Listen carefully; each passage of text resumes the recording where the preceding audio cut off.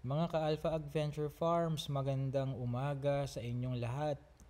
Bago ko umpisahan ng discussion sa video na ito, gusto ko lang itanong sa inyo kung sino sa inyo yung alam kung paano computein yung capacity ng incubator na angkop lang sa kung ano lang ang kailangan ninyo relative doon sa bilang ng itlog na ini-expect nyong ma-harvest kada 6 days. Sino po sa inyo? Idinadaan ho ba lang ninyo sa tansyahan, panansya, kung gaano kalaki o kaliit yung incubator na kailangan nyong bilhin? Medyo delikado ang ganun. Yung tatantsahin lang. Halimbawa, meron akong 8 nangingitlog. Siguro ang kailangan kong incubator ay yung pinakamaliit lang, yung 54 by 54.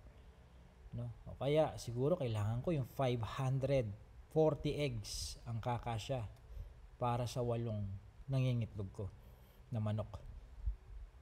Medyo delikado ang ganun kasi baka mamaya mapaliit or mapalaki naman masyado yung bibilhin ninyo, no? Yung dun sa part na mapapalaki, medyo ayos pa yon dahil it gives you room for expansion, for growth. Paano kung napaliit naman?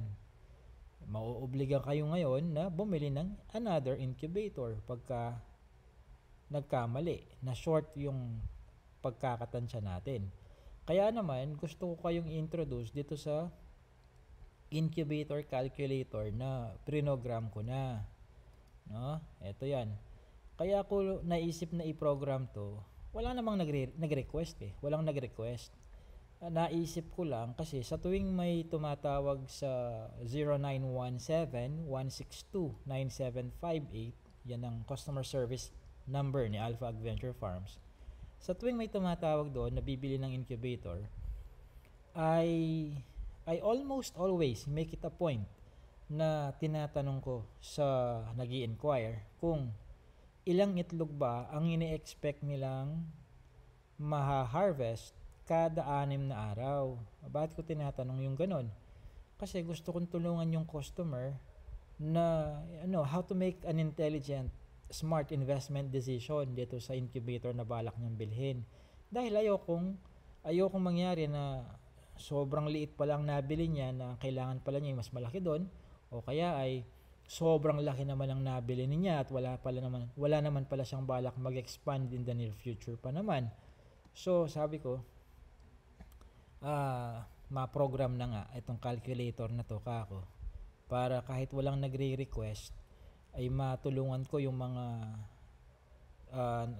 nagbabalak mag-venture into poultry farming, whether manok ang pinag-uusapan natin, pabo, gansa, bengala, basta nangingitlog na hayop, ay matulungan ko kayo kung paano masiguro na ang pag-iipunan lang talaga ninyo para sa pambili ng incubator ay yung sakto lang, no? Sakto lang. And then nasa sa inyo na kung after ko kayong matulungan na ma-discover kung gaano lang kalaki o kaliit yung kailangan pala ninyo pero gusto niyo mas malaki pa doon, nasa sa inyo na ngayon. At least alam niyo kung ano lang yung angkop na capacity dun sa ano lang ang kailangan nyo sa pangkasalukuyan. Nagigets nyo ho ba yun? So ito yun. May 3 options dito eh. Depende sa inyo kung balak ba ninyong bilhin ay yung isang buong set, yung may setter na, may hatcher pa. Ayan. So kung ganun ang binibili ninyo dito sa incubator type, select lang ninyo yung hatcher and setter. Kung ang gusto naman ninyo ay hatcher lang, ayan. Kung gusto naman ninyo i-setter lang, piliin nyo yung setter only. Sa mga hindi pa nakakaintindi, no, kung ano bang hatcher, ano ba yung setter na yan? Kasi may mga nakakausap ako, sabi nila, ang alam ko sa incubator lang eh. Ano ba yung setter at hatcher na yan? So, kapag halimbawa, itlog ng manok pinag-uusapan, manok. 21 days ang incubation period niyan. Sa unang 18 days, nasa setter ang mga itlog. Sa huling 3 araw, nasa hatcher na sila. Whether itlog ng manok ang pinag-uusapan o itlog ng Peking duck o ng gansa or any poultry species na nangingitlog, kailangan ng setter at hatcher. O, ito picture na to, pagbasihan natin ha. Yan. Itong mga yellow-orange na trays na yan, yan. Setter yan. Setter yan. Itong sa ilalim na may wire mesh, chicken mesh, yan ang hatcher. O, iba-iba capacity. Siyempre, mas marami. Itong nasa kaliwang incubator, mas malaki capacity niyan kumpara doon sa katabi niya sa right side. Ano? Ayan. So, let's say hatcher and setter ang kailangan ninyo. Tapos, kailangan, ang pinaka kukumpitin lang ninyo on your end is yung tatanungin mo lang ang sarili mo kung, oo nga, nakakailang itlog ba akong napupulot sa loob ng 6 na araw? O, una, ilan ba yung nangingitlog kong manok? O, 10. O, bibilangin mo lang sa loob ng 6 days nakakailan ka. O, dyan napapasok ang kahalagahan ng pagre-record. No? Hindi lang yung tatantsahin mo na minsan 5, minsan 7. Mahirap ang ganun, no? Yung nagre-rely ka lang sa naaalala ng isip mo, ng memory mo. Mahirap ang ganun, kaya kasi kapag magda-diagnose tayo, nagkaroon ng problema sa farm mo, pagka halimbawa ako yung hinire mong consultant, tatanungin kita, patingin nga ho ng recording system ninyo, ng records ninyo, kung ano yung average na naiitlog na mga yan every week for the past 3 months. Ay, hindi mo pwedeng ibigay sa akin yung tansya ko, siguro 5 or 7. Hindi, sasabihin ko ganito nun. Hindi po natin idadaan sa naaalala lang ng memory ninyo. Akin na po yung Google Sheet o yung papel kung saan nakalista yan. Doon natin idadaan. No? Kasi mahirap magbigay ng rekomendasyon o diagnosis based doon sa pakiwari lang ng nagpapatulong. Mahirap ang ganun. No? Baka ma-misdiagnose ko pa, mali pa ang recommendation na maibibigay ko. Baka kulang or sobra yung solusyon na maibibigay ko. Okay? So, importanteng nagre-record tayo. So, halimbawa, napupulot mo every 6 days, 50. No? 50. Lalabas ngayon dito sa right side, yung capacity ng incubator, hatcher at setter na kailangan mo relative doon sa bilang ng napupulot mo lang every 6 days. Ayan. Now, kung ang mga manok mo ay nasa unang buwan pa lang nila ng pangingitlog, ang recommendation ko ay give room for room for growth doon sa pangingitlog nila kasi kung first month pa lang nila yan, 50 eggs every 6 days, expect mo pwedeng madoble, matriple yan as weeks and months go by. No? So isipin mo na lang, kapag nasa kasagsagan or kalakasan na nila ng pangitlog sa edad na 8.5 months, mga ganyan, no? 32 weeks or 34 weeks if I'm not mistaken. No, tama, 34 weeks, no? Makakailang itlog kaya ikaw nun? Sabihin na lang natin, sige, 100. So ito yung kailangan mong orderin nun. Sa tulong ng calculator na to, malalaman mo na in advance whether nandyan ang pambili mo or pag-iipunan mo pa lang, alam mo na kaagad na ito pala yung kailangan ko base sa binabalak ko.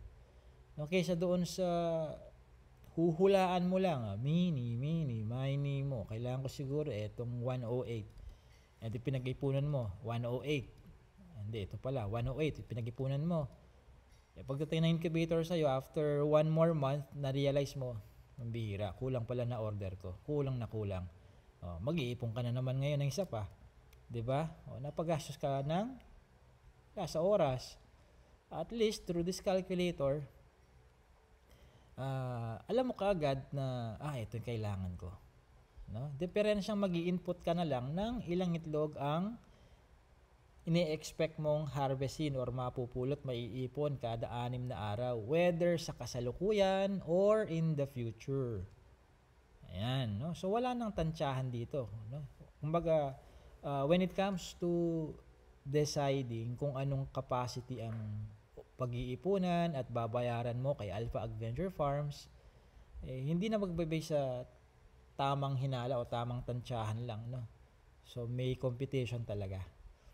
Ngayon, kung ang kailangan mo halimbawa setter lang, kasi Either meron ka na palang hatcher, binigay sa'yo, or ginawa mo, or nabili mo sa iba. O pwede naman, setter only. Lagay mo dito, halimbawa, 75.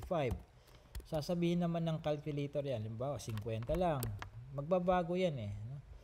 Sa tatlong fields na to, isa lang ang nangangailangan ng input mo. Ito, itong number of eggs, and pangalawa pala, ito, another input. I-select mo lang kung anong kailangan mo. No? Hatcher and setter ba? Hatcher lang or setter lang? Oh. Let's say kailangan mo hatcher only. Oh, ilagay natin, let's say 200. Kailangan mo. Yan ang kailangan mo ngayon, 550. Eh sabihin na lang natin may 5,000 itik ka. 5,000. At ang ine-expect mo every 6 days ay nasa 4-5. Oh, sasabihin ngayon ng field dito, ang kailangan mong incubator ay mas malaki pa doon sa mga standard sizes na ginagawa namin. So, kontakin mo kami para sa customized na capacity para mabigay namin yung presyo. Maibigay ko sa iyo yung presyo nun. Kasi mas malaki ng kailangan eh. Pag-uusapan natin ano bang gusto mo, yung design, ano? I-customize natin yan. Mas malaki na sa mga default sizes na meron kami para sa mga normal lang o karaniwang ino-order kay Alpha Adventure Farms. Ayan, no? Ito yung tulong na nagagawa ng incubator calculator na ito. Libre mo lang naman magagamit to, libre to. Whether bibili ka sa amin o hindi, gamitin mo. At least natulungan kita na makagawa ng isang smart investment decision. Ayan. Kapag halimbawa nandiyan na yung pambili, pwede mo nang orderin ka agad. Nandiyan naman ang presyo nandiyan sa page na to. Kung gusto mo magbayad gamit ang credit card mo, ayan. Kung gusto mo magbayad gamit ang GCash, nandiyan na rin. Scan na lang. Okay? So, I hope malaking tulong para sa iyo itong calculator na ginawa kong ito para hindi maging mapaliit or mapasobrang laki naman ang iyong o-orderin kung hindi naman kailangan pang ganun kalaki ang incubator na o-orderin mo. Punta ka lang sa website ni Alpha Adventure Farms, alphaadventure.com, and then i-click mo yung accessories, i-click mo ang incubator. Pwede mo ring ma-access to sa cellphone, ano? Automatic na mag-a-adjust ang itsura nito kapag sa cellphone. So, yun lang. This has been JC De Guzman of Alpha Adventure Farms.